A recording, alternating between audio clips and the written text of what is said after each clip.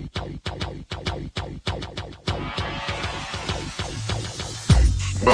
to the Odds Breakers, number one place for shared, sharp betting information. Welcome back to podcast 45 of 2021. I'm your host, Kiev O'Neill. You can follow me on Twitter at OBKiev. Follow us at The Odds Breakers. Follow us on social media /The Odds Breakers. This episode is being brought to you by MyBookie.ag. For a 50% sign-up bonus, please visit MyBookie and use the promo code The Odds Breakers. Terms, conditions, location apply. If you'd like to help us out with our cost to sponsor the website and the podcast, we'd love to help you out. Please visit theoddsbreakers.com, click shop, and become a member. For $24.99 a month, you can get my premium plays before the line moves. And if nothing else, please visit theoddsbreakers.com and become a free picks newsletter subscriber. My friends, we have a great show for you today. A fantastic show, one I've been looking forward to for a while because Las Vegas Cris is coming on to talk about the NFL football contest and a little NFL preview for the 2021 season. Cris is an impeccable reputation throughout all of Las Vegas. He absolutely has been just killing it over the past 10 years in football contests. Last year, he had 2 entries in the Circa. He took 2nd and 5th. Nice payouts for that. So close to first place. So, real excited to bring Cris on and learn a little bit from him what it takes to be successful in these contests, or at least learn a little bit about his approach. At the end of the podcast, we're going to talk a little bit about UFC on ESPN coming up this weekend for your gambling and sports betting pleasure. Before we get into that, I wanted to quick mention the home run derby. That was actually pretty exciting. It was really cool to see a bunch of fans there. And I got to tell you, Pete Beef Alonso was absolutely fantastic. Just crushing the ball. I mean, it looked like the guy could go on forever the way he was hitting that ball. And I know a few people that bet on Alonso. I should have. I just made a small bet on Story, which I thought was almost a guarantee to get to the finals after, he's at home, obviously. And he takes out the number 2 seed, and then Mancini just beat him easily. Story just couldn't hit the ball at all. I don't know. I don't think he's just nearly as strong as some of these guys. So it was a very entertaining thing to watch, though. So much better than the All-Star game. So I'm pretty excited about what baseball is doing for the home run derby. One of the few things they're definitely getting right. And it's funny. I was thinking maybe some other sports should do a little bit more novelty when it comes to things. I wonder what golf would do and if people would watch it if they had their big guys, their Koepkas, their DeChambeaus, their Dustin Johnsons go out there and have a driving contest. Or not only that, maybe find out how far these guys can hit their pitching wedge, because I'm pretty sure Dustin Johnson hits his pitching wedge like 210 yards or something ridiculous like that. I think a cool skills competition would be fun for golf. And maybe you'd have a longest drive as well. Now, I have watched longest drive competitions in golf. A lot of them aren't even professional golfers or PGA golfers, right? They're just real strong people that just love swinging the golf club. They have these huge heads on them, and they probably hit them like 380 to 400 yards. I mean, there's people that just specialize on that. I don't want that. I just want to see the pro golfers kind of face off in each other in a longest drive type situation or longest iron. So if you have any thoughts on that, I'd love to hear it. Please feel free to tweet me at the Odds Breakers, or if you can think of any other fun skills competition within other sports, I would love to hear about them. Well, Cris and I cover a lot, and we talk for quite a long time. I could have went out forever with Cris. So without further ado, let's bring Cris on to discuss the NFL and contests. And now I'm very excited to welcome to the show for the first time an NFL and football contest guru in Mr. Las Vegas Cris. You can follow him on Twitter at Las Vegas Cris. Cris, man, thanks for finally coming on the show. How's the summer been treating you? It's hot. It's hot. It's tough. It's tough to drive a convertible when it's 117, but somehow I'm making it. It's a pleasure to be on your show, and we've been basically pen pals on DM for I don't know how long, and today's the first time we've actually spoken. So very nice. Long time, man. And finally we have something up your alley here because the NBA is starting to fizzle out a little bit. Golf's running hot, but we also have NFL coming up, and that is what you are exceptional in. And I got to tell you, Cris, I almost wore a Hawaiian shirt today to try to match up with you a little bit. The good news is that I outgrew them. Okay, so people don't have to put up with that. But I like to be on the same mindset as some of my guests here. So I know that's one of your trademarks. You look fantastic. So it's just something that I was thinking about doing, but I checked and I'm like, oh, my Hawaiian shirts are from like the 2000s, and I'm not sure if they're going to quite fit me. I might have to lose a few pounds, buddy, before I come up and see you. But either way, we have a lot of great stuff to talk about, Cris, because it's contest season, and contest season means it's Las Vegas Cris season. And why don't you tell our viewers and our listeners a little bit about the contests and your impeccable records? Well, I've been very fortunate enough to have pretty regular success over the last decade plus in cashing a lot of these contests. I think the first major contests were back in 2011. Won the Palms Pigskin, won the Win Eliminator. That was a one winner only. I've finished first and second in Golden Nugget. Their weekly tournament for season long. Last Man Standing College won that one a few years ago. Knocked out the final week of the season several times on the NFL Last Man Standing. Last 2 years, Circa 2 years ago finished 20th and 31st out of 1875, and last year had great success finishing second and fifth with my only two entries. That is just amazing. And fortunate enough to have a combined winning percentage of 64% with all my entries. So I'm getting very lucky, and good fortune has shown its light on me. So just hoping to. It's not all luck. You have to put yourself in a position of luck, but it's been fun, and I know I have to work twice as hard just to hopefully do just a little bit worse. So, well, your reputation is impeccable, Cris, and hopefully some of this will rub off on us, viewers, listeners, and me, the host, of course. And did you mention a college contest in there? Who's tipping you off? Oh, well, it's only 12 weeks long, so. But see, I seem to do well in college every other year. So last year I was 50-50. I think I lost juice. So I'm due to have a good year in college this year again. So there you go. It's very inconsistent. Sometimes, some years I have a good year, but Last Man Standing is just picking one game. So that's a little bit of a different game than picking 5 games with the Circa Millions. Mm-hmm. Yeah, that is. Yeah, picking one game a week is certainly different. And is the Last Man Standing like a Survivor format, or is it ATS? Last Man Standings are on the half points, one game per week.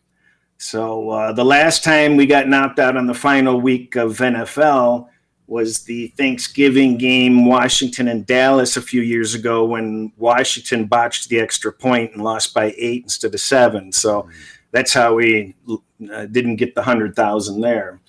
So a little frustrating. Yeah, for sure. I bet, man.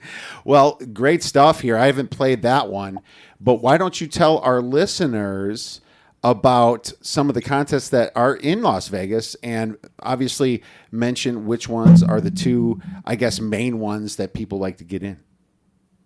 Well, the last man standing is at Stations Casinos, and that's a cheap one. I mean, if you're not doing that one and you're in town, I don't know why you wouldn't. It's $25 to enter. You buy 4 entries, you get 1 free, and it's really simple. Pick 1 game a week until everybody's gone. So they have one for college, which has $100,000 guarantee, and one for NFL, which has $150,000 guarantee. So I always do that, and usually somehow do okay in that. I don't know what it is, but we do okay on those. Aside from that, we've got the Golden Nugget contest this year. That is a $1,000 entry, and that has a different format because it combines the NCAA with the NFL. So you can use any combination of 7 NCAA NFL. That one is a little bit favored toward people that are good in college, obviously. I think for people that are good in college, more people are good in college than in NFL. So it doesn't matter how good you're doing in NFL. I think you're going to be at a real deficit if you're going to try to just do NFL. So you've got to either be both good at both or college to win that. That's a pretty simple format. I'm not sure what the payout is. I think they might be paying the top 10 places, and it's 100% return, and you can play on the app. You don't have to go downtown. So, and the people down there are very friendly. So that's always a good contest to play. Yeah, a guy like me would definitely put more college plays out on there, just because that's been my stronger suit over the last 6 to 7 years at least. Of course, there's been maybe 1 or 2 of those years. The last maybe 6, 7, 8 years, I probably did better in the NFL. But just in general, in college, I'm better. Maybe because I pay attention to it a lot. Maybe it's because I'm such a big college football fan. So I definitely see what you say there. If you have an advantage in college, you might want to go that. But I can just think about a guy like you. That's 64% over those years on the NFL. I'd be almost using all my NFL picks if I was getting in the gold nugget, for the most part anyway. Well, 64% probably is not good enough to win the Golden Nugget. I don't think it. I think I've seen 71% hit that. Although I think the last time it was lower, like 66 or 67. But you're going to have to do college. As I've considered taking, if I do it, maybe take a partner and possibly do that. But it's difficult. I just don't know what to do there. Oh, makes sense. Well, let's talk a little bit about the main NFL contest then. What are the 2 big ones in Las Vegas for any listeners that don't know? Well, the Super Contest is going to draw a lot more people this year than the last time out. COVID kind of mucked up their program the last time.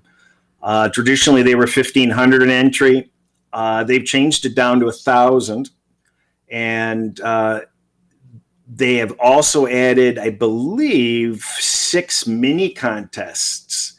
I think, or maybe it's 9 mini contests where they're doing 6 3-week contests and 3 6-week contests that also kind of pay nicely. And most important, they stopped taking a rake out. So it's 100% payback. So I anticipate them getting a nice amount of people in. And I haven't competed in the Super Contest in years because they were taking 6 or 8% out. And, you know, why be a part of that? That's just too much to be taking out. It's not poker. Mm-hmm. So makes the expected value lower for sure, doesn't it? Yeah. So they just don't want to be a part of anybody that's taking money out of contests. There's just no reason to get it to support them. And so just happy that they're back in the mix of it, and happy I don't have to drive down to put the picks in. They also have the Super Contest Gold, which is a $5,000 entry, and that only has one winner. So I'm not a big fan of that format of pick 5 every week, one winner. I think, and for that amount, I think they should have changed it to 3, because you can just get brutalized down there at the end. And I would prefer different flexibility of picks rather than a fixed 5 per week for that format. You could be that guy that takes second every single year, right? Yeah, I think they could restructure it, but nevertheless, that's a quality contest. And if you're looking at the consensus plays, each of these contests release their consensus plays of what everybody's picking.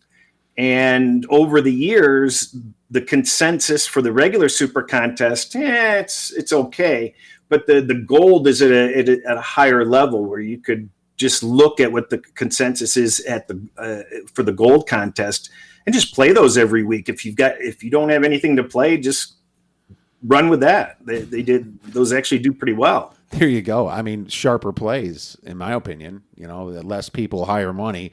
People care about money, so they're going to be more invested in it. So that makes total sense to me. Cris, another thing I noticed, Westgate, and I'm not sure if they did it last year because I left the Super Contest for the same reasons you did. Went to Circa last year. I'm seeing $1,000 buy-in. I thought I remember a $1,500 buy-in. Yep. Is that it? So? They lowered the buy-in to 1,000, which is going to definitely help them. And it's I'm sure maybe Circa probably wasn't happy about that. So, but who knows? Competition is just awesome. It keeps everybody sharp. And the 2 big remaining contests are obviously at Circa. They've got the Circa Millions, which is a pretty simple format, 5 games per week, $1,000 to get in. They've got a minimum guarantee of $4 million. They pay 4 quarterly prizes of somewhere around $180,000, and then they pay a booby prize for last place and some quarter prizes for best and worst for certain periods of time. But pretty good, and they pay a lot of places. So if you can't win it, you've got a lot of opportunity to back into some various selections there. But you're limited to those 5 per week. They've got the Survivor, which was certainly the most popular last year. They have a $6 million guarantee on that. And that one's going to be close to an overlay, possibly. It's actually trailing in entries currently, but we're way too early to make that call. But you can have up to 6 entries in that. So the entries can accumulate fast if people start buying 6 and 6 and 6. But that's a 1-winner format. We use 1 team per season, and Thanksgiving is an extra week. And if I'm not mistaken, maybe Christmas is an extra week so that there's an even 20 weeks. And there may even be some super bonus, I think, of another $1 million or something for if you can make it through all 20 weeks.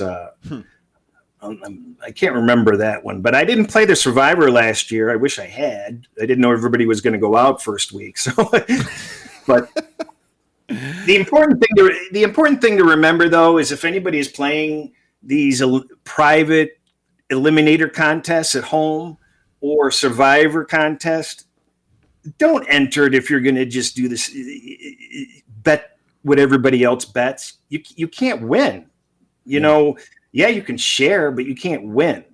And you really have to try to think outside the box and comfortably be willing to take risks along the way, because at some point the math dictates you have to make choices that are painful, that are going to put your entry in jeopardy. But you don't go into these contests just following the herd. Be your own person, do different things. Don't take those 17-point favorites because too many other people are, and you want those to go down. And we saw that with the Rams and the Jets last season. I was hoping you'd bring that up because that was about 2. And well, I had actually put on Twitter the week before it was Seattle and the Jets. And I pointed out to people, I had a lot of people contacting me last year, for advice and stuff. And I told everybody, don't take Seattle. That's let everybody else take Seattle. Why would you want to advance with all those people? Because if they get knocked out, you have gained so much equity. If 80% of the people are knocked out or 90% of the people are knocked out, you're getting 10 to 1 odds increased on what your equity is. So, and it didn't work that week with Seattle, but the very next week against the Rams, sure enough, Rams lost. So just a week early on that advice. Well, one of my contest plays was week 1 playing Jacksonville against the spread against the Colts. And just because their record at home was so impeccable against the Colts the last 5 years, it's something you look at. It's not everything, but it's just part of the handicap. Of course, it's the first week. Not a lot of information, a lot of guessing game coming on. But apparently, the Colts to beat Jacksonville on the road was one of the biggest survivor plays out there, and that's what killed everything. And that's probably why me and you were both like, well, I wish we had more entries in some of these. And what I've always thought about Survivor is unless you're playing almost the max amount, you're really at a disadvantage. I don't know how true that is, and I haven't done math on it, but it's just much easier to have more outs towards the end of the season, isn't there? You know what? It can get pretty complicated. There's a lot of moving parts in Survivor and Eliminator contests. And just thinking, this just popped into my head for people playing at home with private contests and stuff. It's extremely important to make sure you know all the rules. And I mean all the rules. I found rules that in Circa that were changed this year because I found rules that should be changed. And you're going to find, especially in these home games, you want everything thought of ahead of time. You want to know what the time deadlines are. You want to know what the chain of the information is. And if the person is running the pool, is there an advantage for them to know everybody else's picks ahead? Of them selecting the picks. So how is the honor system monitored? Because, if the people running a major pool aren't accountable in some other way and monitored, the people running that pool could be playing by the rules, but have a huge advantage knowing what other people are doing. Mm-hmm. So it's something to remember and consider when entering those private contests. But getting back to what we were talking about, there's a lot of moving parts in these eliminators. And you might have team play. You might be facing people that could be part of 40 entries. You might have, each person can get 6, and maybe you can only afford 1. That really limits your options. You have to consider all these factors going in, and all the more reason why you have to be different, because anything mainstream and regular and predictable is going to be covered by many, many, many other people. Yeah. So, if anything, I be willing to go out early. I mean, that's the best piece of advice that I can offer. Is it's a lot better to be sitting pretty at the end of those with lots of options than to be limited at the end with the same thing that everybody else saved. So no, I agree 100%. It's a situation, I mean, if you're not as invested as other people and there's only limited options for you, you are at a massive disadvantage. So it's very strategic to go through this whole thinking process and how you want to develop your plan to attack this contest, right? And it's different. You have to expect that you're just trying to get yourself an advantage over people going out sometimes more than just picking the best game, right? There were several times last year that the game was absolutely irrelevant.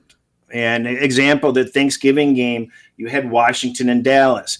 You're talking about a 2-point favorite, which is basically, close enough to even money, close enough to a coin flip.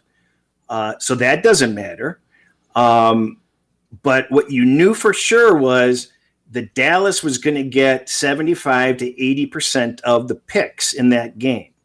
So no matter what, you had all the games are coin flips. You have to take Washington because you're getting 3 or 4 to 1 equity increase if you move on.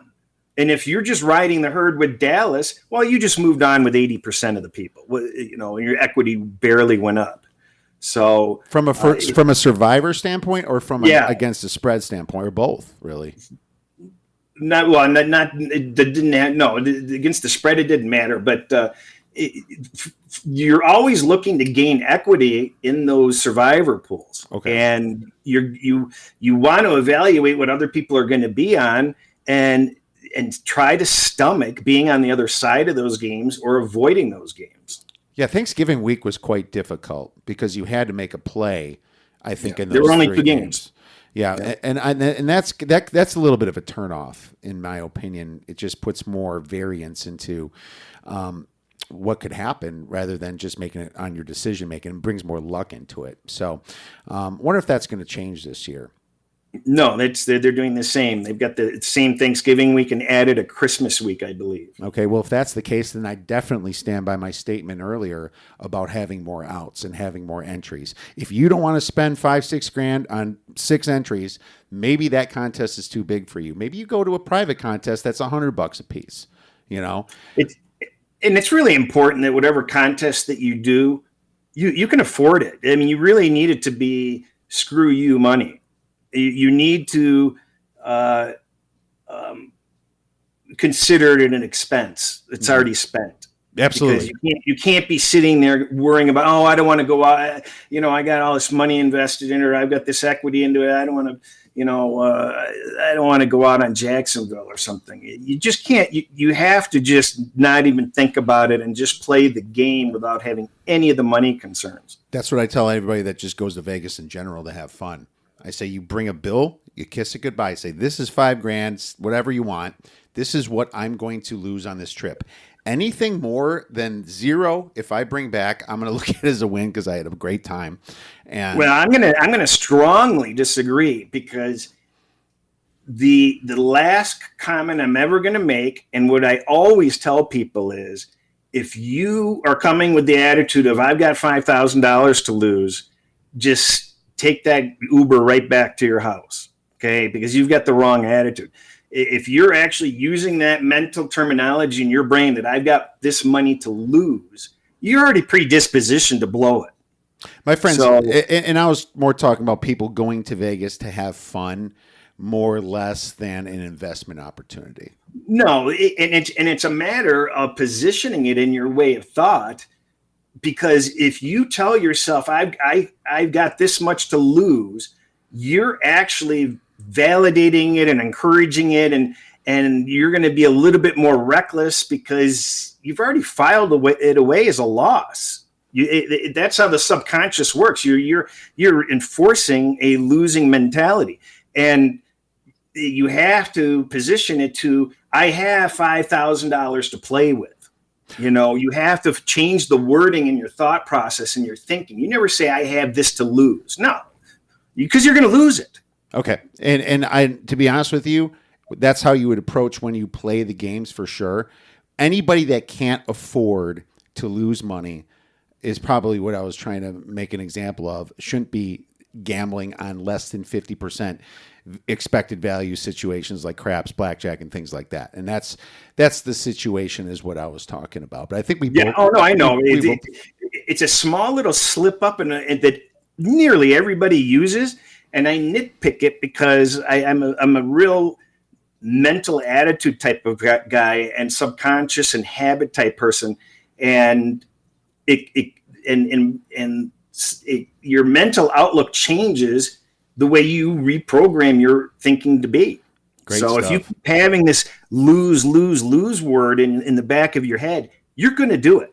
Yeah, you're going to. Don't get in these contests thinking you're going to lose. Get in these contests doing everything that you can to win. And I think that's a great point, Cris, and very well said. Getting back into the Circa And the Westgate Super Contest, obviously, people like me that's been following the Westgate for so long looked at the Westgate, just like everybody else's in the past, as the gold standard. This is what makes you the champion of sports betting in the NFL. Now the Circa comes in, and it's much better. There's no rake. And I looked at it, and I switched. The question that I have, and this is a very general question, what do people look at now as the most prestigious contest? Like, if you're a radio host, who would you rather introduce? The winner of the Super Contest, the winner of the Circa? What do you think is looked at as, I guess, the better win? You know what? I think it's along the lines of when you've got two great teams and both have shown a little bit of spunk, and you don't really know how it's going to play out. Right now, it looks like, Circa has the edge because they're offering the huge guarantees. So, I mean, by default, they're guaranteeing the most amount of money. The Super Contest has a long history and a tradition, and it's respected. So you have to respect that also. And they showed their spunk, and they're not rolling over, and they don't want to see Circa take that away from them. And if, however, this year pans out, if it doesn't pan out the way the Westgate wanted it to, maybe they'll change it again next year. Yep. So very true. And so I actually personally think that the Circa kind of caught up. I think it doesn't matter. I think you mentioned one of them. The Circa rivals it, is what I'm trying to say now. Yeah. For that big, and especially having the new lavish hotel with a big stadium swim type situation that they've been advertising. A huge sports book has done wonders for them, and they have some good partnerships, obviously, as well in Las Vegas. So either one, pick your poison. I'm glad the Westgate stepped up, because it would make me think twice if I decide to go into that one as well this year. But I'm pretty sure I'll at least be doing an entry into the Circa. Why don't you talk a little bit about some of your strategies without giving up too much information? You had 2, I believe, entries in the Circa last year. You took second and you took fifth. I can't even imagine how that's possible. Like, if I had 2 entries, I almost just envision it as maybe I'm going way different every single week. But I guess if you start hot, you might be able to start mimicking each play. And you did ask me a question on text about how many times that your plays did match up, and that one had made me scratch my head for a while. So could you talk a little bit about strategy with having multiple entries in the Circa? Well, there's a lot of people that get 2 or 3 entries. 3 is the max on the millions. And I noticed so many of them had the same 5 every week. And sure, I can make a case for, if you're there at the end, that gives you a little bit of maneuvering room. But, if you've got 3 of them and you're putting all 3 of them the same, that's what I wasn't understanding with the handful of people that had 3. And because you've got these mini contests, you could separate and actually do better with one of them. To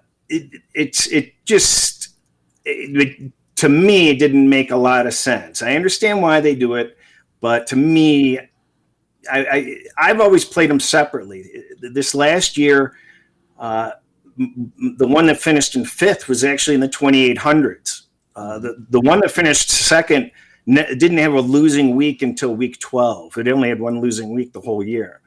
But the other one was a mess. It started off 1-4. It had another 1-4 along the way.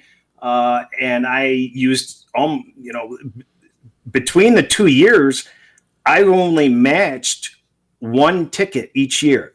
So out of the 17 weeks, only 1 ticket is matched. And then 50% of the weeks have 3 or fewer matches. So I'm only matching 65% of the plays. So 35%, it's making me select almost 7 games per week. It's like 6.6 plays per week I'm having to select at that rate. So, but it allows me to do different things. And I did win the second place for the last quarter with the one that I had to do crazy stuff and take risks to make a big comeback. So, it's an example. If you're doing two different entries, hey, you can catch lightning in a bottle with one of those quarterly prizes.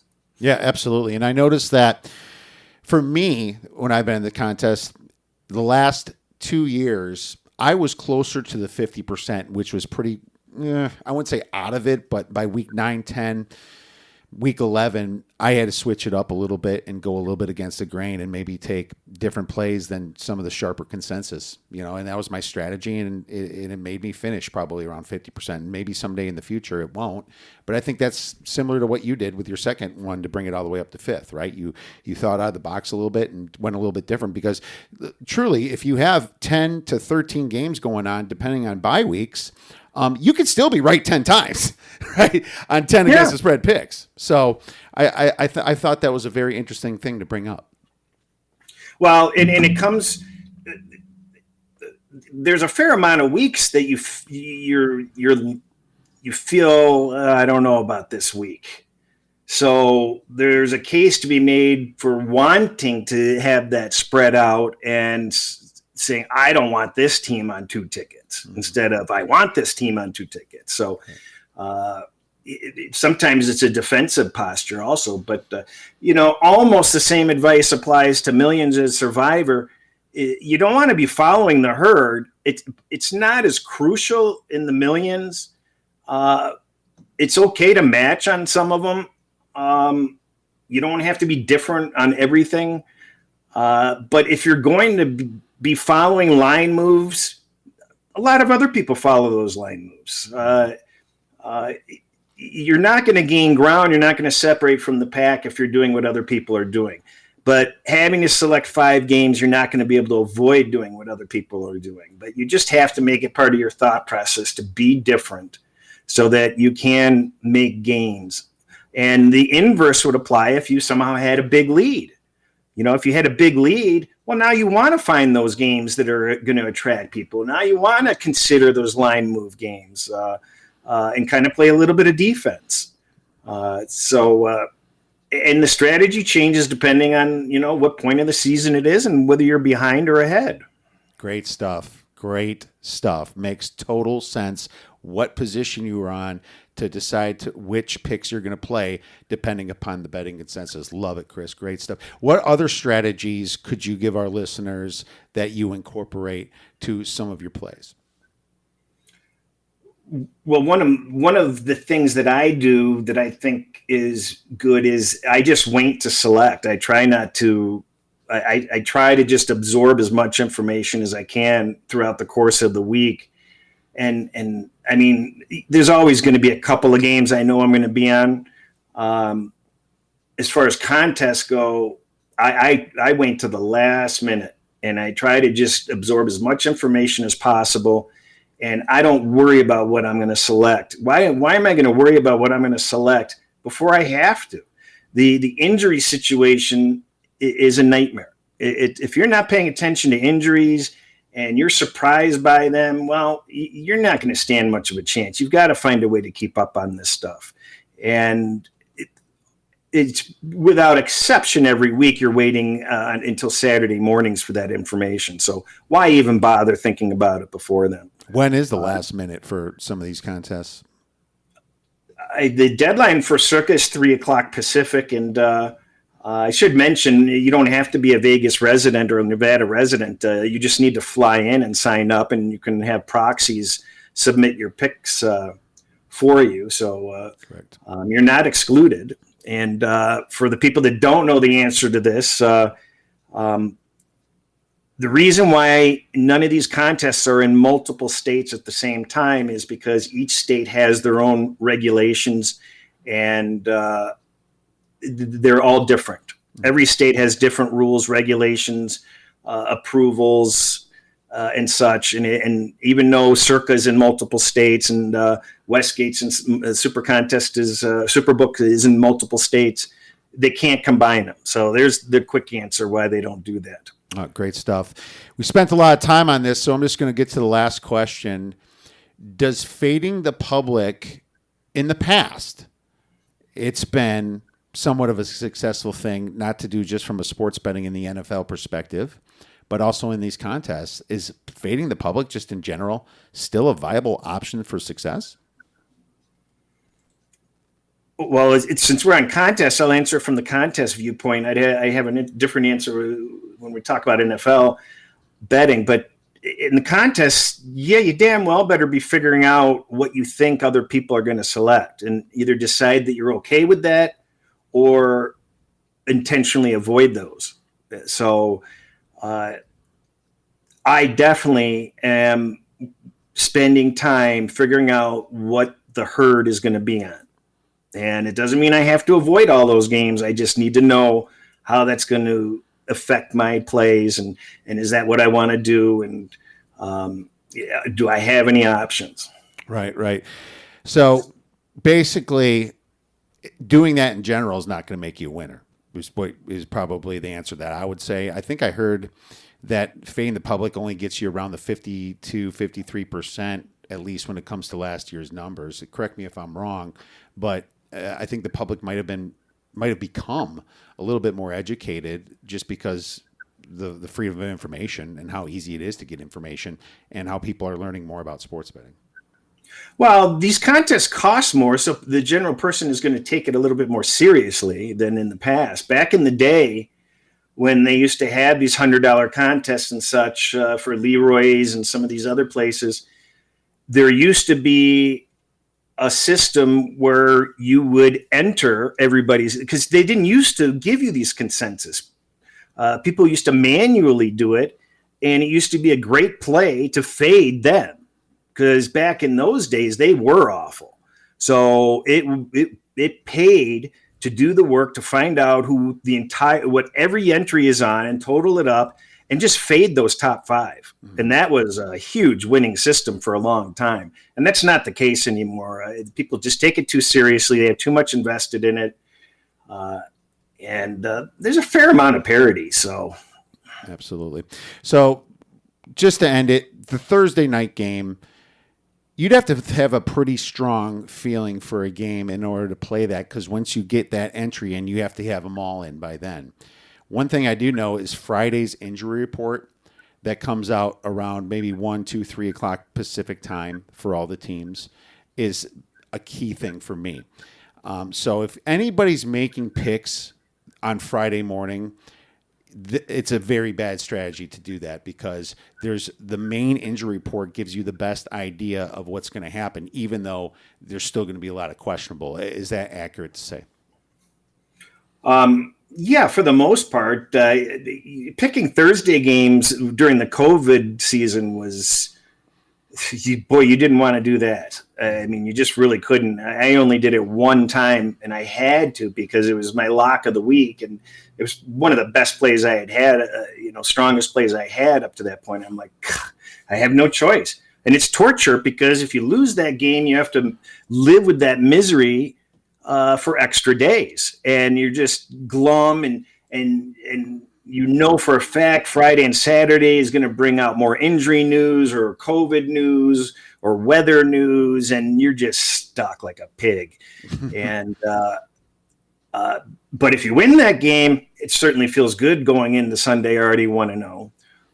So you just have to be pretty darn sure about your play to put it in on a Thursday, and hopefully this coming season we won't have the same COVID issues, so it won't be as much of a barrier. But won't they still be testing for COVID, these players, constantly? Because that's the thing that gets me the most, because of not only false positives, but people that aren't even sick test positive, right? And we don't know if they would spread it or not. Maybe they would. In theory, they would. But there's a lot of people held out in COVID that weren't even sick. So if they're doing that again, then yes, I think it would be a much bigger concern. Have you heard anything about that? Well, I feel safe about it at this point because we have a long track record. We haven't had any.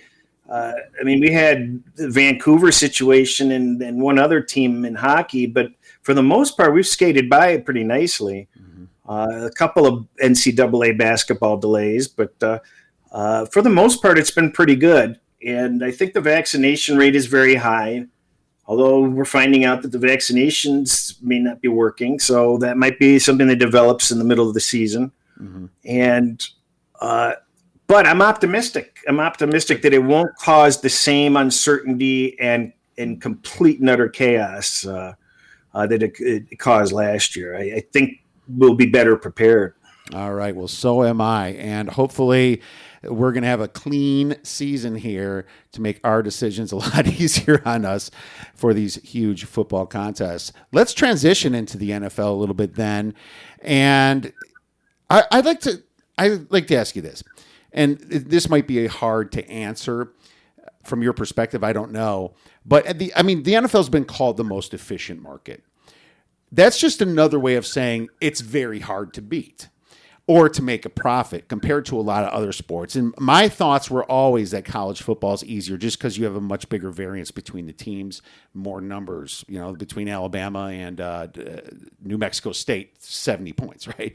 So, just in general. But apparently this has just become very, I would call it easy for you being at 64%. Why is that? Why are you so good at the NFL? No, it's for the last 3+ years, I'm at 61%, which is an absurd record, and it can't continue. It won't continue.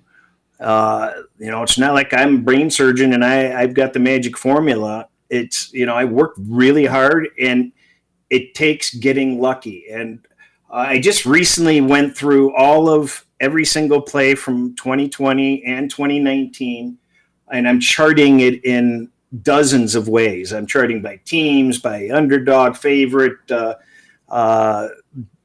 every possible configuration you can imagine to find some patterns so that maybe I can get some filters to keep my average up. But going through these games, you remember these games. You remember the lucky breaks. You remember the bad beats, but I remember a lot of lucky breaks. So, if you're betting 100 games, the difference between 62 and 58% is just 2 lucky bounces, maybe, or 2 penalty calls, or you have to be lucky.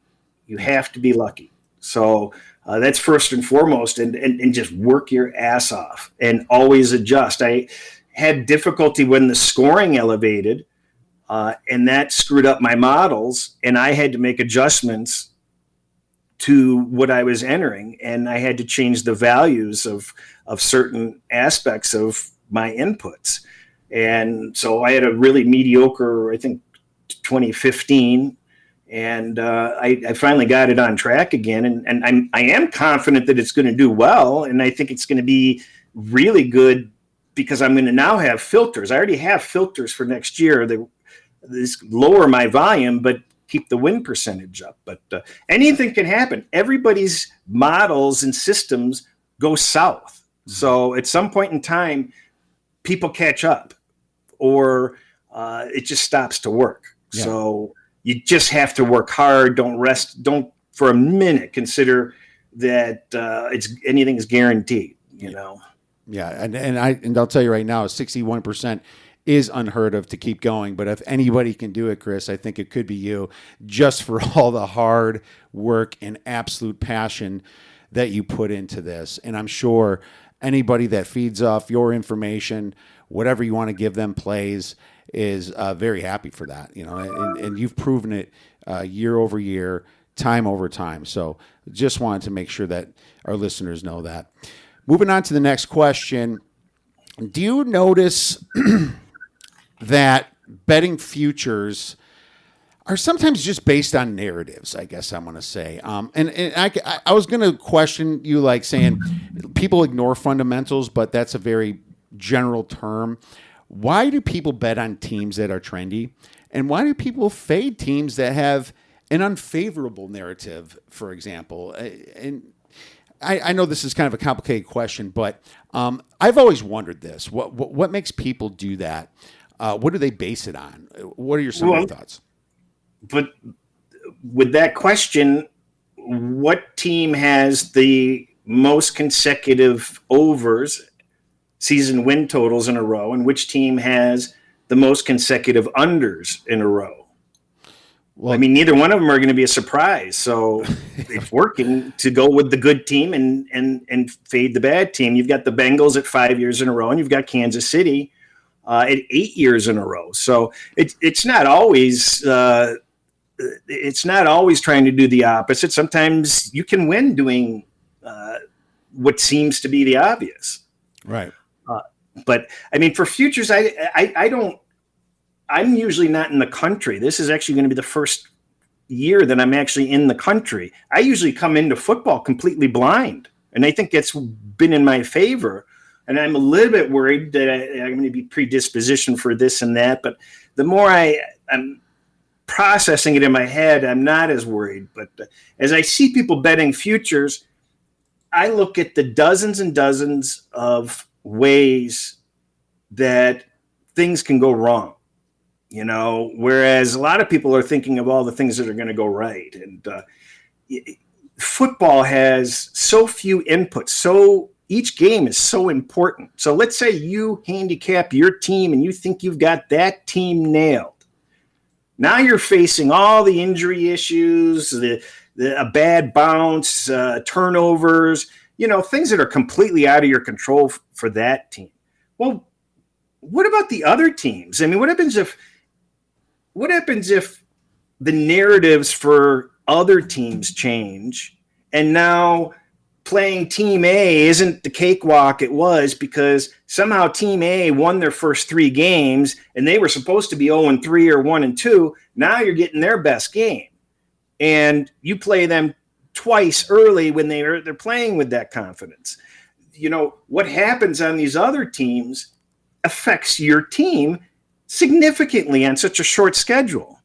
And every year, what do we have? An average of 5 new playoff teams every year that are completely unexpected. Mm-hmm. So there's just so many variables. To me, there's just better ways to get my money in each week. I mean, I want to base it on what's going on. I got to fade 4 weeks of preseason injuries. I got to fade trades. I've got to, bad clubhouses, arrests. I don't know what the hell's going to happen.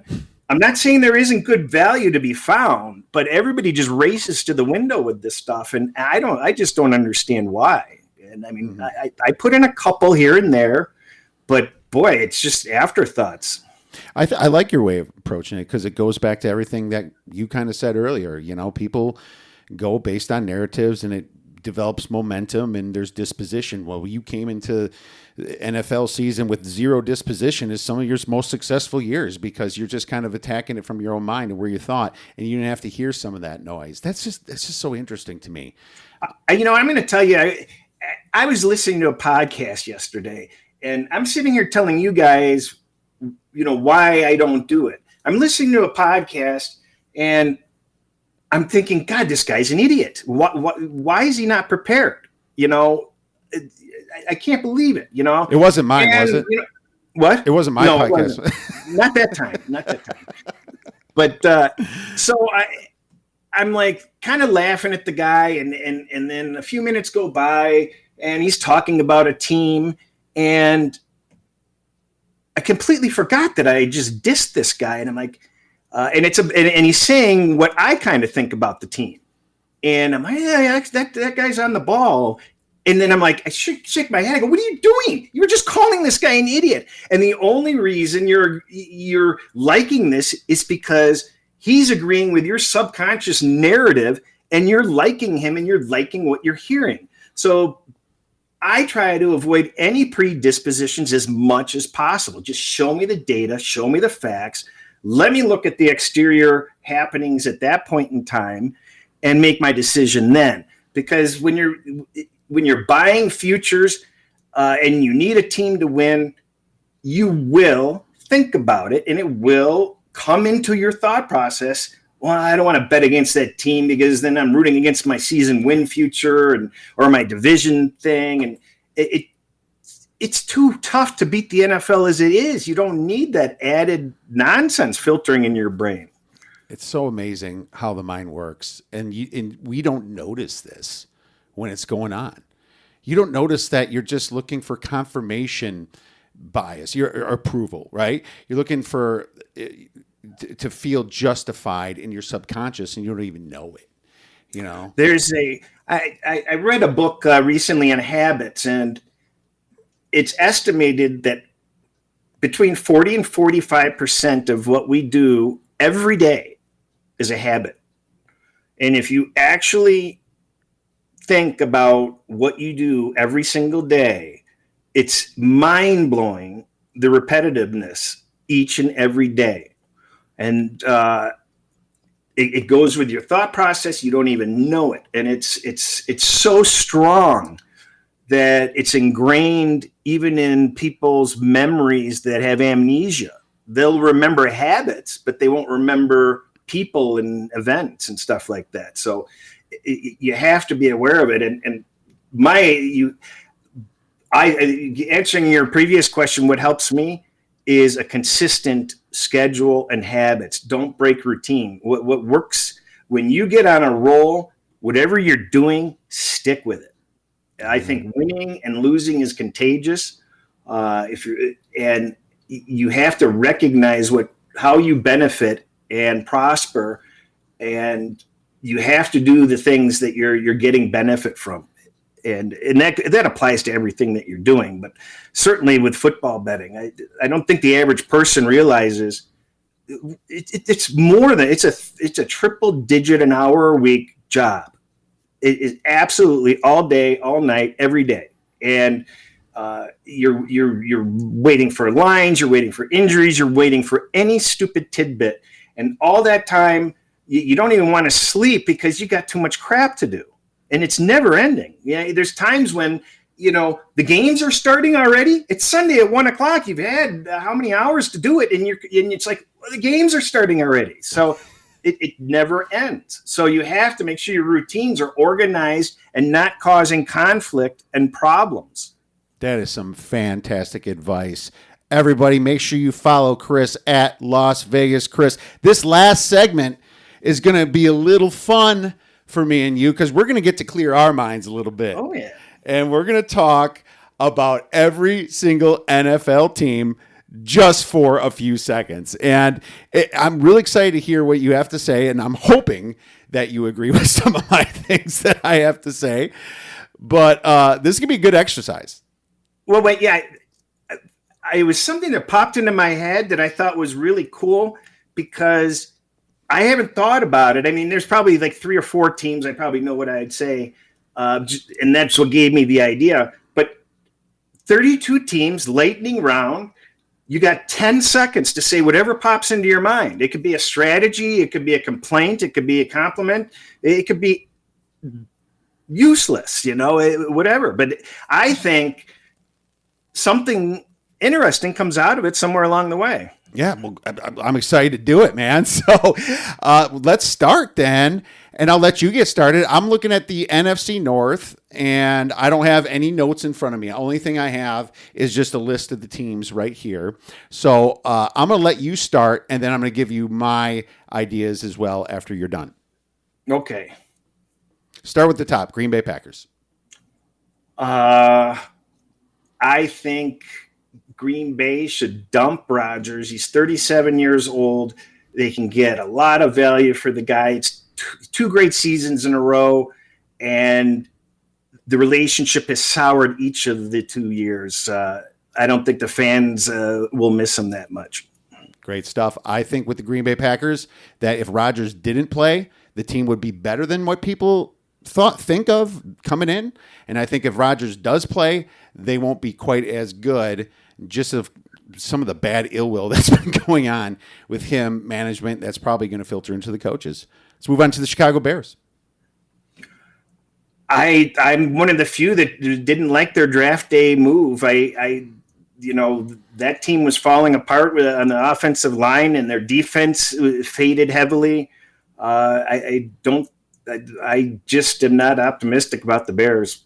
As a Bear fan, I should probably opt out of this question, but I just don't think Nagy's a good coach, so I'm really concerned about that, and I think their defense is starting to get old. Their offense is definitely going to have to be significantly better if they want to make the playoffs. Let's move on to the Minnesota Vikings. I hate to agree with the masses, but Minnesota had some bad breaks. They didn't. Their defensive quarterbacks. The oldest was 23 last year. Cook was injured. I think the future's bright for the Vikings. I think they can do good things. All right. Well, with the Minnesota Vikings, I still don't like their quarterback. Their defense should be a year more experienced. They had a ton of draft picks last year. I think it was like 15 or 16 draft picks, but they have to prove it to me first. I'm not buying their quarterback. I look at them about the same value as I look at the Bears. The Detroit Lions is next. Detroit Lions are replacing more than 11,000 snaps from last year. They've lost that many players. Wow. I'm a Detroit Lion fan, so I get 15 seconds on this. The spirits are very high, and they're going to have the best offensive line in football within 2-3 years. It's already one of the top. Swift, very underrated. Hawkinson, fantasy tight end pick of the year, probably. There is optimism in Detroit, but they're not going to do much this year. Detroit's one of the most faded teams this year. Go tell that to the man that has probably the biggest chip on his shoulder, and Jared Goff, who gets to play in a dome. Let's move on to the next division then. And let's go with the NFC South. We'll start with the New Orleans Saints that had the best record in the division. They were my best team in the NFL last year. They had bad breaks. I almost abandoned them when Breeze left, and I forgot Breeze was useless last year anyway. They shouldn't have had him in the lineup in the playoffs, and I think they would have won if they hadn't have had him in. I'm starting to become more optimistic on the Saints that they have enough to do okay. I abandoned them initially. I took their under in the win total. They just couldn't afford all their players, let a ton go. They're not going to have a lot of depth. I don't like the two quarterback situation with Winston and Taysom Hill. I think that's going to be an issue going throughout the season. I think it's going to confuse the team. But Sean Payton has proved me wrong. Let's move to the Tampa Bay Buccaneers, our Super Bowl champions. Autopilot. All 22 starters back. We've seen this movie. Tom Brady, betting against Tom Brady has not been profitable. Let's move on to the next one in the Carolina Panthers, and this one's interesting. I'm optimistic about them. I love the coaching. Boy, if they stay healthy, Darnold could really surprise. Their season can go. I don't think their season will be a complete disaster, but I think they could outperform expectations. Yeah, I'm very high on the Carolina Panthers. I always like Matt Rule. I scratched my head over the Bridgewater stuff a little bit that happened. But at the same time, they picked up Darnold, and maybe this is a good second chance for him. I'm bullish on the Panthers. Atlanta Falcons is next. Ugh. I think they should have I think they should have drafted a quarterback. They're staying with Ryan too long. They're a better team. They should have won 4 or 5 more games than they did last year. They're a better team than what their record was last year, but I still think they're in that they're not rebuilding like they should. Their expected win total was really close to what the Browns was, but one record was 4 wins and the other one was like 12 or something like that, 11 or 12. I will say that I think getting rid of Julio Jones and getting Kyle Pitts is just robbing Peter to pay Paul. So that's my thoughts. Well, let's move on to the NFC West then. And to make it fair, I'll start first here. The Seattle Seahawks is the top team. I'm going to say that Russell Wilson might be on the way out next year, and I'm still extremely concerned for their defense. You know what? I've never been good with Seattle. I really don't think much of them. I didn't think much of them last year, and they outperformed. They started the season really well, but they're a nothing burger for me. I don't like them. The LA Rams, now with Matt Stafford, is expected to rule the world. My thoughts on the Rams, I am bullish on the Rams, but I'm not overly bullish because that division is very tough, and I have to figure that some of these coaches have to figure out McVay. They didn't replace the starters they lost last year. Stafford doesn't win big games. They're all drinking the Kool-Aid, and just as many Lions fans are rooting for Stafford as Rams fans this year. Take it from a Lions fan right there. So all great points. The Arizona Cardinals, I'm concerned for their coach because he needs to get to the playoffs. There's extra pressure here. And I'm kind of worried that Kyler Murray is kind of a one-trick pony, and he's in a very tough division. I like J.J. Watt, but I'm not sure if they can stop the run. It just wish they would have addressed their draft needs. They didn't fill any of their holes. When I was reading up on them, I'm like, boy, this is a team that can really do something until you really dig deep and realize they didn't fill the holes they needed to. But there's potential there. The San Francisco 49ers, most injured team last year. Why the hell are you switching your quarterback when you're ready to win now? I'm very optimistic on San Francisco. I think they've got a good. I think they'll get their act together somehow, some way. All right, let's move on to the NFC East, or the NFC East is what it's really called.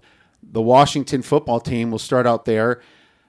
Awesome defense. I expect their defense even to be better. Love Riverboat Ron. I think Fitzmagic just might be the guy that's needed to bring this team deeper into the playoffs. Washington can go any direction this year.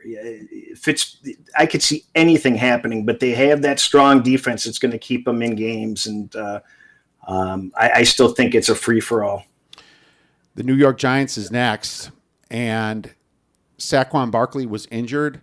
I think it's time for Danny Dimes to step up, or he's going to move out along with Jason Garrett. I'm cautiously optimistic on the Giants. Giants, my only future, 5-1 to win the division, just because I think anybody can win that division. They're going to have a top 10 defense that keeps them in games. Added Galladay, Barkley's back. If Danny just has an average season, the Giants could have a decent year. All right. And the Dallas Cowboys are next. And I think that their coach is terrible, Mike McCarthy.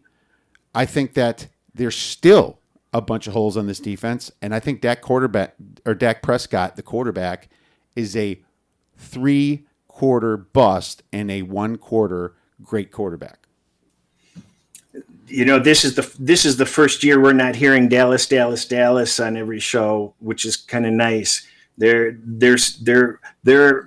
just sitting back in the grass, and it may be because they're that bad, but maybe they had a lot of holes to fill. But they had a lot of injuries last year. I'm more optimistic that they'll do better than last year. I'm optimistic. Hope so. 6 wins. Philadelphia Eagles are next, and I believe that Jalen Hurts is a great guy, but I'm not sure if he's an NFL quarterback. But, however, I am not as low as some people are on this Eagles team. But I still think they'll finish possibly last in the division. Philadelphia just has always been a confusing team for me. I think they're closer to rebuilding than advancing, but if they get early season success, that changes their strategy. So we'll have to see. Let's move into the AFC then. We'll start with you first. Buffalo Bills in the AFC East. Every season has one of those teams that you're saying we won't see them there again. I think Buffalo is one of those teams we're going to definitely keep seeing. I'm a believer in the Bills. I'm very bullish on the Bills, and even though lots of the public is bullish as well, I see in this team kind of what Kansas City was a few years ago myself, and I believe that another NFL player said that, but I agree with it. So just let you know, I'm considering a future on the Bills. Next team we have is the Miami Dolphins. The Dolphins were one of my bread and butter teams last year. And so I love them, but I am down on them this year. I just don't have any confidence in Tua. I don't know what they're going to do. Going to be a great defense. I'm real scared for the offense. And why Yeah. are you promoting the two guys under the offensive coordinator that you fired to be co-offensive coordinators? I have no idea. Next, New England Patriots.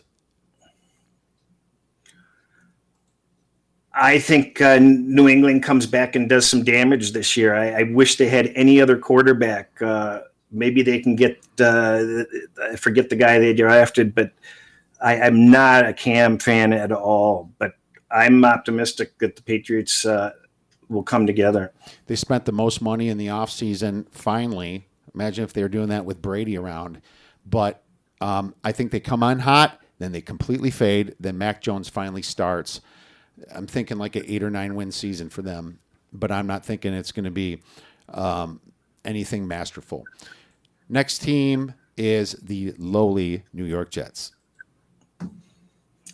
Pass. Do we get a pass? I don't know. It's a new rule.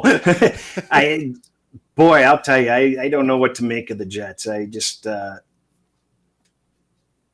wait and see. That's good enough. I'm going to say the New York Jets. I'm very concerned about Zach Wilson, that he had the 104th easiest schedule in college football last year, and he's very thin. I'm very concerned for that. However, I think their coach is awesome, Robert Saleh. And I think even though the narrative will be unders, I think that unders are going to hit with this team the first couple weeks. Next one, we have the NFC West, or AFC West. Kansas City Chiefs are number one.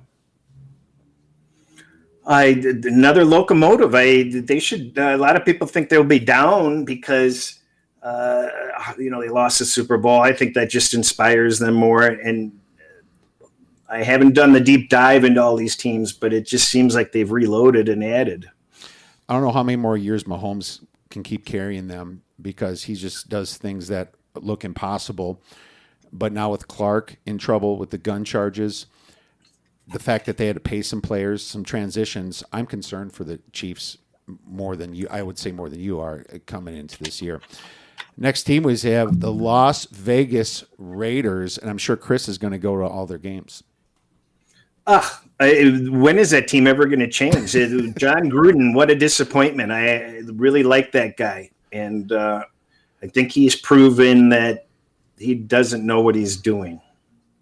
So narrative on the Raiders is that they got rid of 3 offensive linemen. Don't forget that the couple guys that they're replacing have been first-round draft picks and been sitting. One of them has been sitting on the bench ready to fill in anyway. So I'm going to squash that narrative a little bit, but I am still very concerned with the quarterback. I think he's very inconsistent in Carr. Next team we have the public darling, the LA Chargers. Oh, I'm looking forward to seeing what they were going to do this year. I hope Belichick would go there, because I thought that they had more to work with than they do, but they've got some things. I want to see Herbert did not do well when he wasn't under pressure. We all know he was great under pressure. What's going to happen? And another thing, we have fans this year, so is that going to change any of the performances of people that did well last year? I'm agreeing with the public on the Chargers, and I think that they deserve the momentum. I love Lombardi, who was a Sean Payton guy coming in to call the plays. I like their defensive-minded coach that was under Fangio for all these years. I am bullish on the Chargers. I'm just not sure how much of a future bullish I am yet. Still contemplating that one. Denver Broncos. I cannot believe I hear people say that team's no good. I'll leave it at that. Fangio has to put up or shut up, or he's gone this year.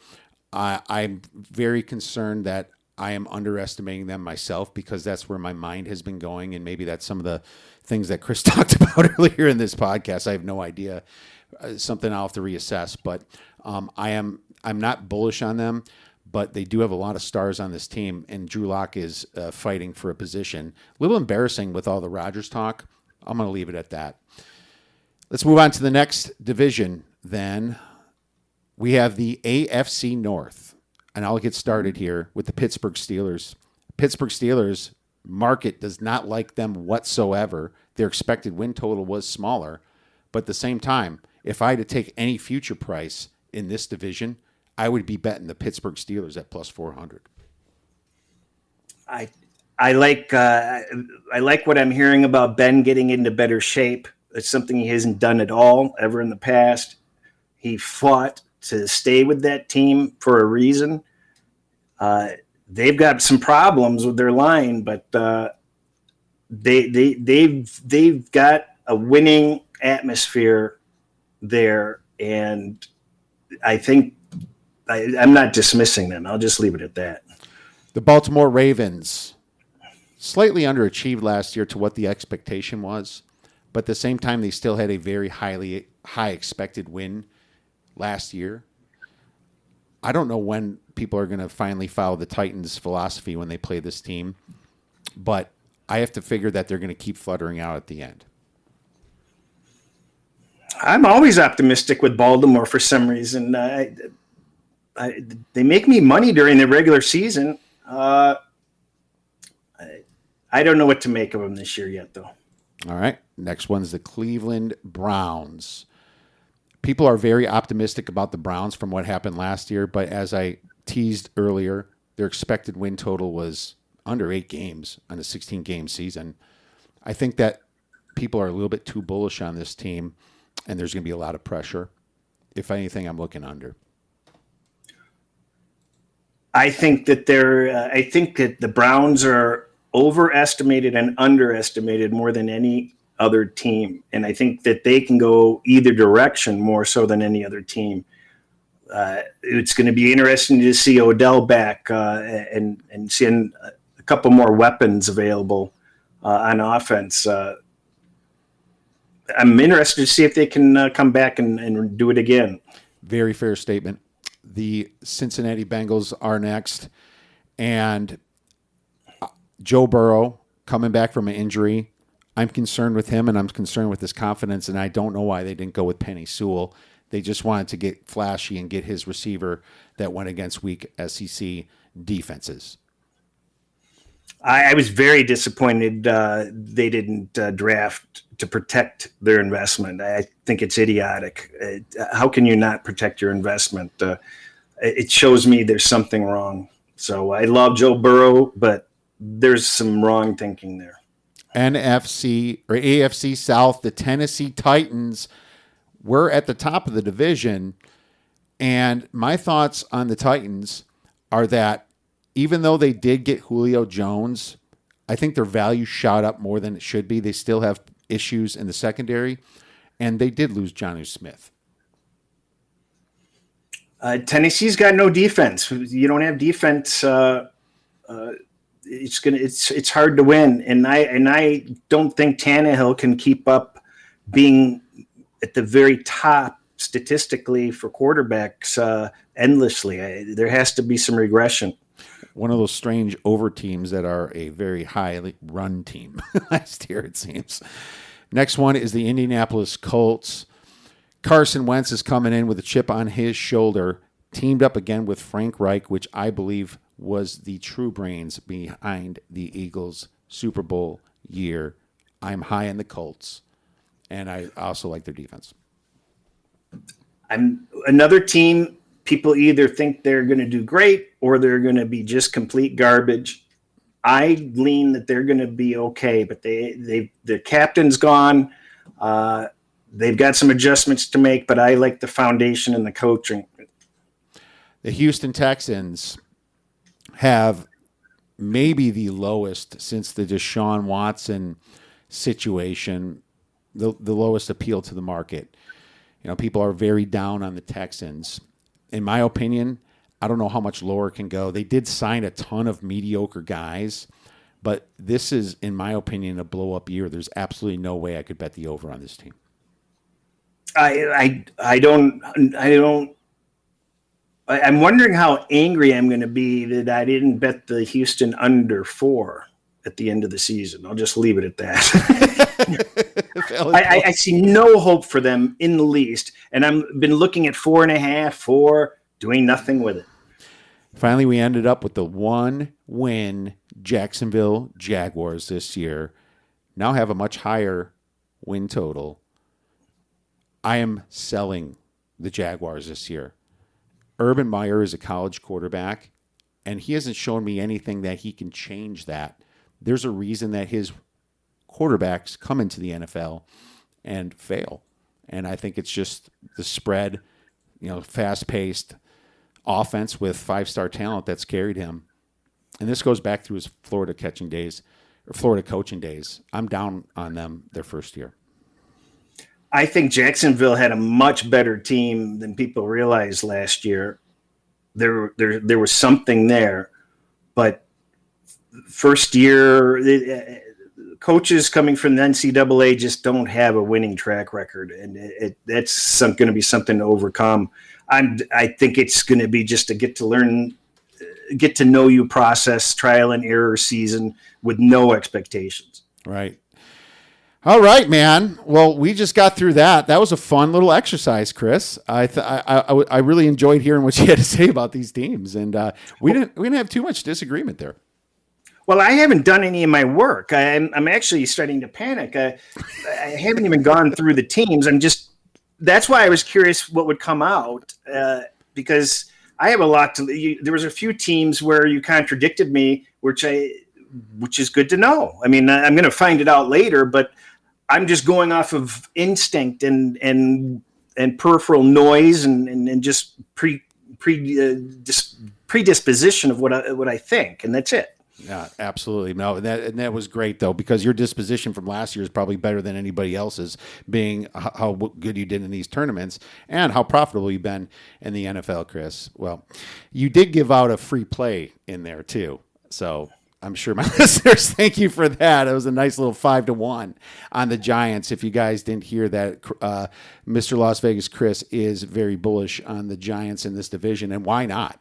I mean, this division is pretty wide open when the Washington has its issues on offense, and the Giants have to put up or shut up. So I like. Yeah, I wouldn't say bullish is the wrong word. I just think at 450 or 5-1, I think there's good value there. I think I could make a case for any one of those teams in that division to win. And see, that's another thing when you talk about season wins and such. The narratives change so easily on each of these teams. People forget it doesn't take much to change a whole season. It takes so little sometimes to send teams into tailspins or to send them soaring. And just something to remember. Pay attention to the little things. Absolutely. And we'll leave on that note, Cris. Thank you so much for coming on the Odds Breakers. I learned a ton. I'm sure our listeners did as well. Where could they follow you or find some of your great information? Twitter, Las Vegas Cris without an H. And that's where I am. That's where he is, guys. Make sure you go and check him out.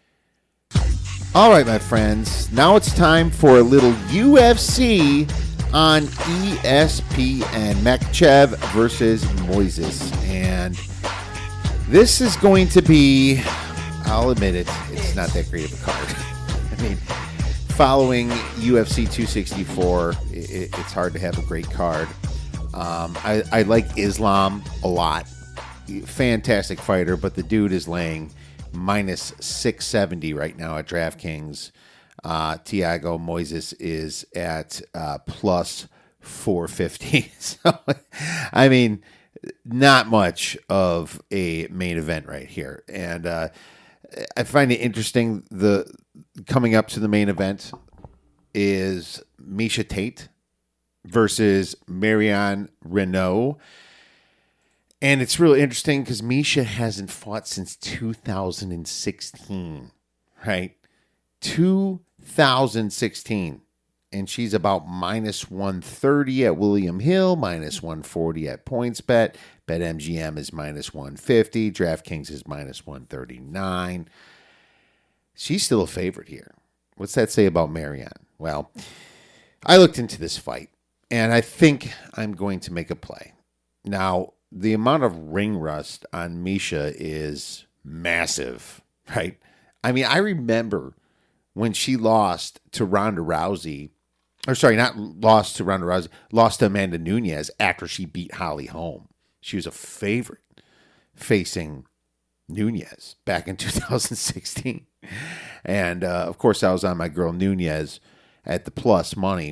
Probably the last time that you're going to get plus money on Nunes. But the fact that she beat Holly Holm was pretty impressive. She got Holly in a rear naked choke. She beat Jessica I. I guess everybody's beating Jessica I. Although Jessica did put up a pretty good fight against Maya. A lot of people are saying that the decision was wrong on that. I didn't bet that fight. I have enough beef with the Omariak Madoff decision. And if you follow my Twitter, you've probably heard way too much on that already. But anyways, this fight right here is a setup, in my opinion. Marion Renault is 9-7-1 as an MMA fighter, right? She's 5'6", 135, just like Misha, but she's 44 years old. 44, right?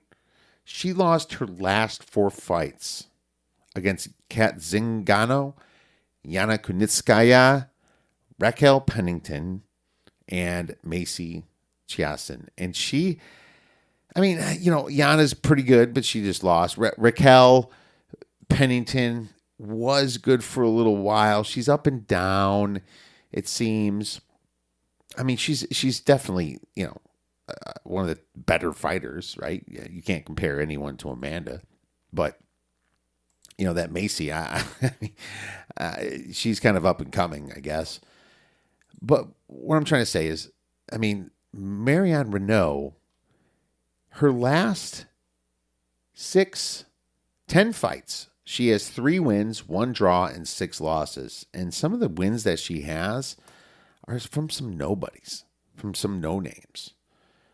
I think that this is kind of trying to sucker you in to bet Marion just because Misha has all that ring rust.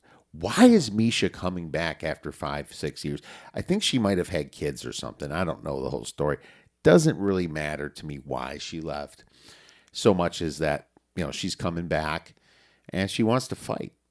You know that she's going to give it her all. She could be kind of refreshed, and she's 34 years old. This is a 10-year difference here, okay? I seen Misha kick some butt back in the day. I don't think she's all that old whatsoever. She's fought some of the best of the best. She's fought Ronda Rousey. She did lose to Rousey, but it was always submissions when she lost to Rousey. But I just feel like she should be the better fighter here. And I think that you're probably getting a discount here in the -130 to -150 range, right? Probably won't take it over -150, but I'm going to grab Misha for a unit and see how that goes. Hey, nice clothes, gentlemen. I didn't know the Salvation Army was having a sale. All right. The next fight I want to talk about is the main event. We're going to talk about Islam Makhachev versus Thiago Moises because I think there is a little bit of value here. Okay? You look at Thiago, he's a pretty good fighter. He's no, I don't think he's tier 1. He's not top tier. 15-4, pretty good. He won his last 3 fights. He has no big name wins, really. Michael Johnson, Bobby Green, Alexander Hernandez, no big name wins, but he's pretty good. And he's just not in the same class as Islam because Islam is freaking top of the line. He's probably top 6. I bet you Islam would beat McGregor, right? If Islam fought McGregor here, Islam is kind of like I said before, a poor man's Habib, right? And he's from Russia also, and he's 19-1, right? He's just been beating the hell out of people, and if he can't submit him, once in a while he'll get a KO, 3 KOs, 8 submissions, 8 decisions. He goes to decision a lot, but he's just fantastic on the ground. Pretty good stand-up, too. But all his fights end up on the ground. I mean, let's face it. And looking at the price here, they're trying to say it's going to go to submission. And the reason that they're saying that it's going to go to submission is because Thiago's never been, decision. The reason they're saying it's going to decision is because Thiago's never been submitted. He's never been KO'd. His only 4 losses are by decision. Well, he's never stepped up in class this big before either. The spread tells you that, right? Minus 650. But there's a couple ways that I think Islam's going to win. I don't think Islam is going to knock out Thiago. Islam's got 3 KOs. But I think Thiago's a little bit too good for that. Thiago can sprawl, get to the ground. Islam's not going to want to do that. Islam's going to win, but I think it's going to be by decision or it's going to be by submission. Now, as I said earlier, the decision one is so obvious. It's minus 110, minus 120, right? Really tries to draw you in because you can take Islam to win. But I'm not so sure that Islam's not going to submit Thiago because Thiago's never stepped up in class like this. It's kind of the same thing with Habib. People be like, oh, this guy's never been submitted. Habib's not going to submit him. A couple seconds later, Habib submits him. Because he's just that good. So I think Islam can do that. And you're looking at plus 350 in a lot of books. I see a plus 450 at a couple. I think it's going to, by the time you can take this prop in most of the books, it's going to be around plus 350. But the way I look at it is you can probably profit by taking Islam wins by decision for, let's say, 2 units. Or you can do 1 unit. And you can take Islam wins by submission for 1 unit or a half unit. You know, you can go 2 and 1 or 1 and 1/2, right? I haven't decided which one I'm going to do, but I think I'm going to bet it this way. So this is the way I'm looking to approach this fight. Looking at the rest of the card, you know, Jeremy Stephens, total lunatic, but he's been terrible lately. And Mateusz Gamrot has just been, you know, good, fantastic for what he's done. I mean, I think he's only fought 8 or 9 times here. Let me pull up his stats. No, he's fought a lot more than that, 18-1. Right? A lot of that wasn't the UFC. As a matter of fact, he's only had 2 UFC fights. He lost his first one in a split decision, and then he beat Scott Holtzman. And Holtzman's okay. He's been, you know, kind of getting beat up left and right. He beat Jim Miller, whoop-de-doo. But, I think Mateusz Gamrot's going to win. I don't know how he's going to win. I mean, he could win by KO. He's got 6 KOs, 4 submissions, and 8 decisions. I can see him win in any single freaking way. Jeremy Stephens is a lunatic, but he's just not that good of a fighter. Not no more, anyway. I mean, Jeremy Stephens, 35 years old, chin's banged up. His last 4 fights were lost to Qatar by KO, Yair Rodriguez by decision because of the no contest before. Zabit, he lost by decision. TKO by Jose Aldo. I guess he hasn't been submitted in a while. But he can go the distance against some. And I think I'm going to stay away from this one, personally. I mean, I don't want to lay the minus 220, 250 on a guy that's only had 2 UFC fights under his belt. You know, that's my worry right there. So, I mean, for now, I'm still thinking about it if there's another angle in this fight. But looking at the pricing sometimes, it's right on where it should be, in your opinion, and that's why you don't take a fight. Another fight I was looking at was Rodolfo Vieira versus Dustin Stoltzfus. And Dustin is a big dog here. And both of these guys kind of like the submission. So I'm going to look into this one a little bit more and decide if I'm going to make a play on it for premium subscribers. If you guys have any other questions or any questions about the UFC fights this weekend, please tweet us at the Oddsbreakers. If you have any questions about the NFL, you feel free to tweet us at the Oddsbreakers or tweet Cris at Las Vegas Cris. Everyone, enjoy the week. Hope you win your plays. Enjoy all the games and go get some